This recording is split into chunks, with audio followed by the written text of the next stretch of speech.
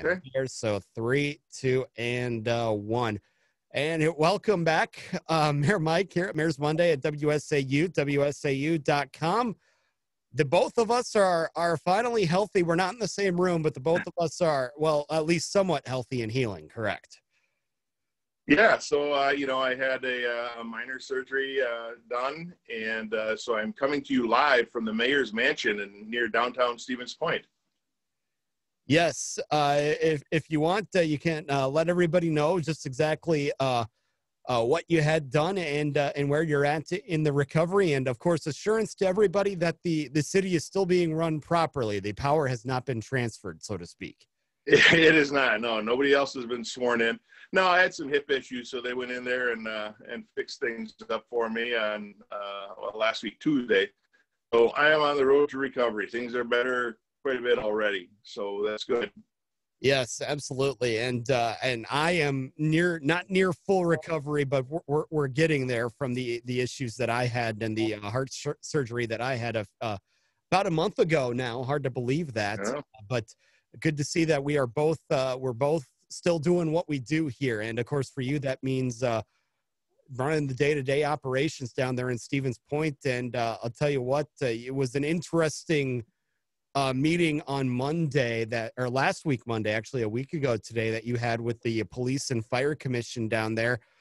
Give us Mhm. just kind of an update as much as you can as to what's going on with the fire department there in Stevens Point and how operations have been going for the last week with 14 of your firefighters in quarantine.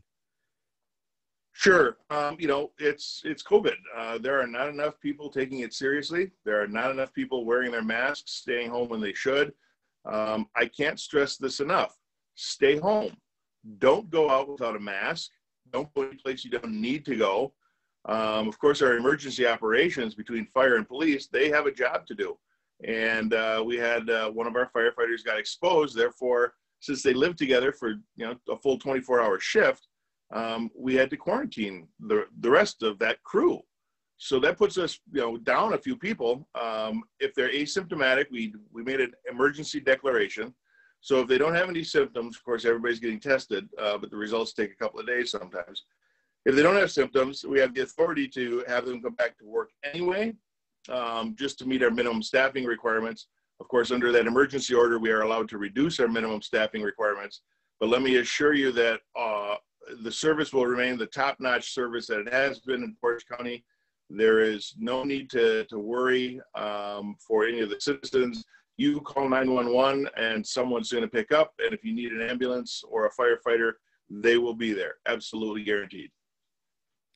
Yeah, and from what I understand, this is something that it's not going to be over in a week. It's not going to be over in 2 weeks. It may be in 3, who knows? But it's a situation that you will need to be continually evaluating probably on a daily basis. It is on a daily basis. Of course, we do the same thing with all of our city employees, whether they're firefighter, paramedics, or a police department, or even our streets workers. And we've had a couple of cases, turn out positive within the city, but we've done our best to make sure that the services that we provide the citizens have limited interruptions.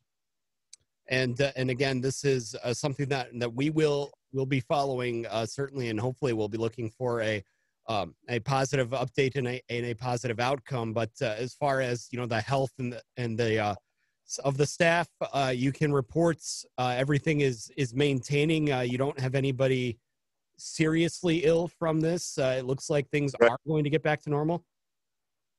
Yeah, I can. Someday when this thing passes over, we'll resume. I'll say normal operations, but none of us are ever going to be back to normal operations. There's always going to be some changes that are going to carry on, even when the threat of COVID-19 passes.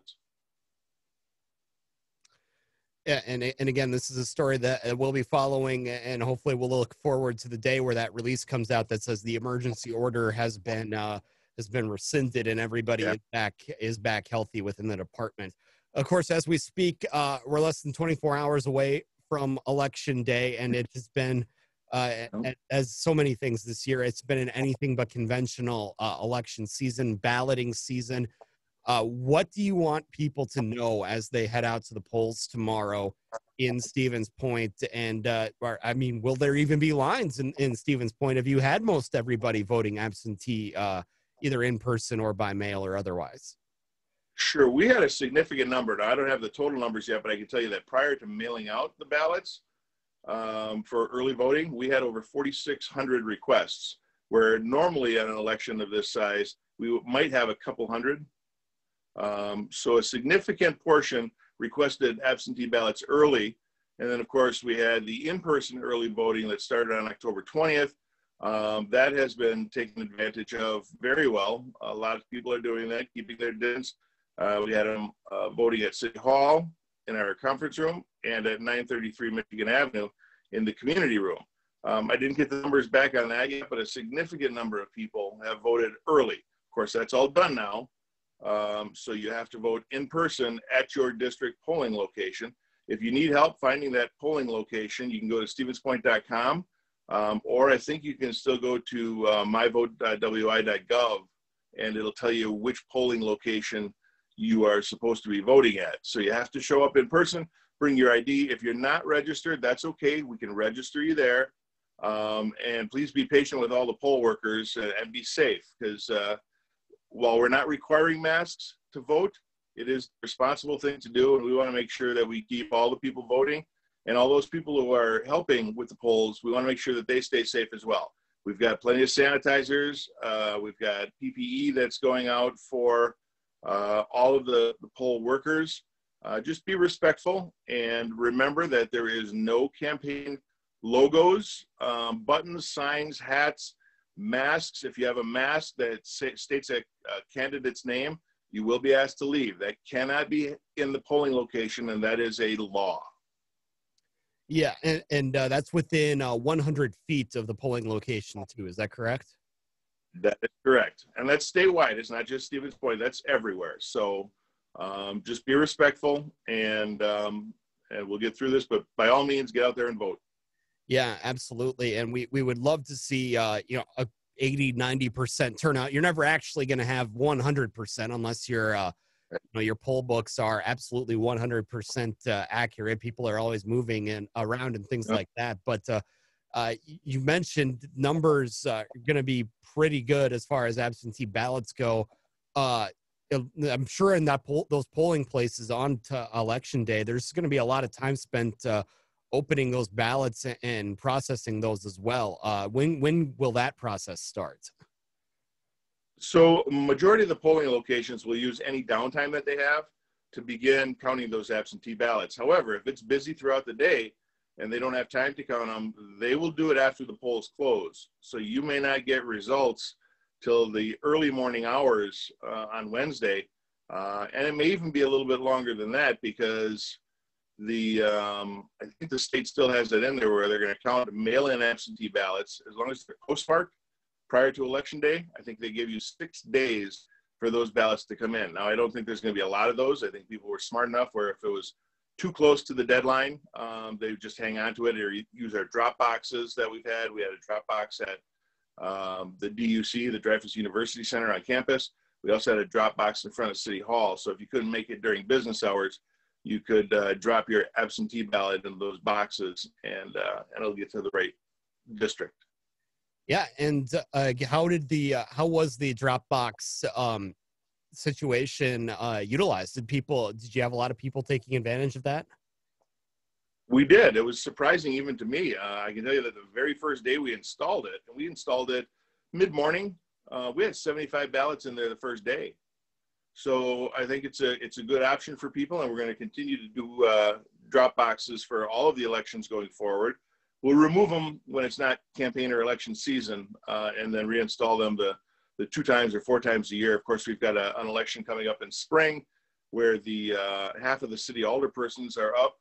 That's important to note. So if there's anybody in Stevens Point that lives in District 1, 3, 5, 7, 9, or 11, you can take out papers to run for that alderperson seat and begin collecting signatures December 1st. So if you're interested in running for one of the alderman seats that are open, By all means, stop by the city clerk's office. They'll give you a packet. You can also find information on our website at stevenspoint.com. In addition to the aldermanic seats that are open, the city clerk, the city comptroller treasurer, and the city attorney are also all up for election. So we're going to have a pretty hefty spring election in April as well. Man, that get done with this one, and all of a sudden it's on to the next one. So certainly no rest for anybody there in the city clerk's office over the next few months. One more question, or a few more questions then before we let you go. Of course, earlier we mentioned the masking up in the ordinance within the city limits, or I should say the masking procedures within the city limits. I know up here in Wausau, that is going to be a discussion that we will have here on Monday nights. Has there been any talk, any movement on the city council towards possibly a mask mandate or a mask ordinance for within city limits once the governor's statewide one is expired, if that's not extended?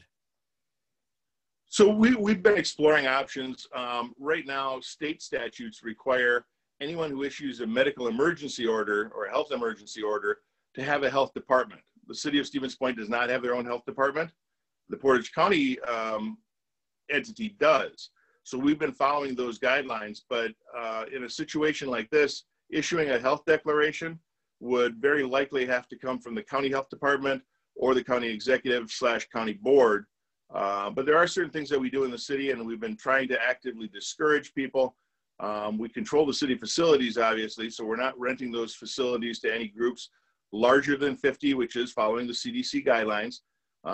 Events that we have any iota of control over, we're making sure they wear masks and practice that safe social distancing. However, there may at some point become necessary for us to exercise some additional authority, because like I said, Michael, people are not being safe about this, and it's not everybody. It's a few defiant people, which is why our case numbers are going up in double digits. I mean, I remember months ago when we broke 100 cases in Portage County, and that was a shocker. Now we're getting 30, 40, 50 cases a day, and we're almost becoming numb to it.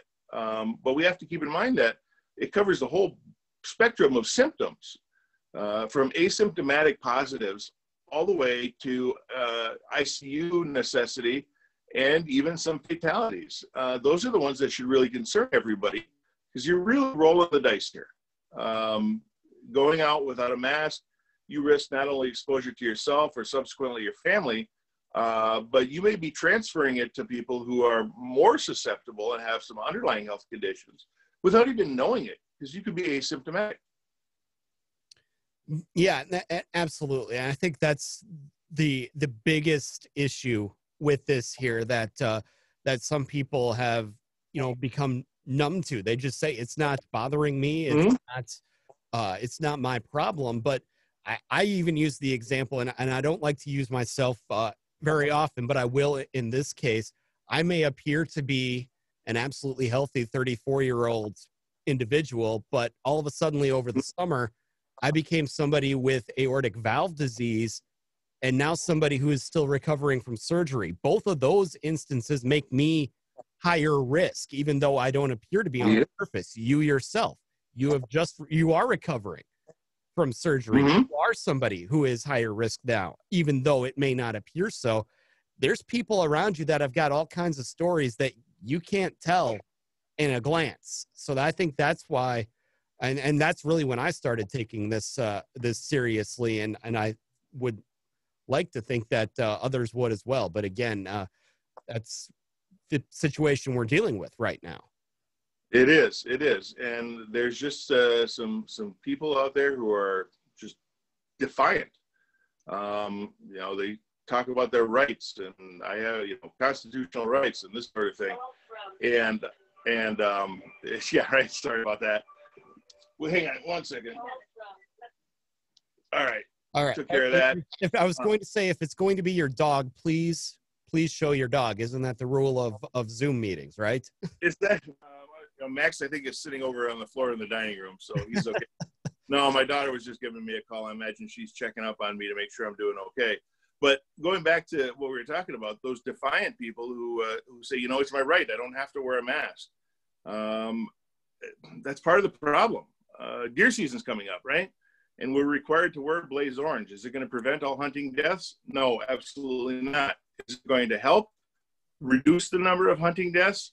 Absolutely. There's reasons that they put those in place.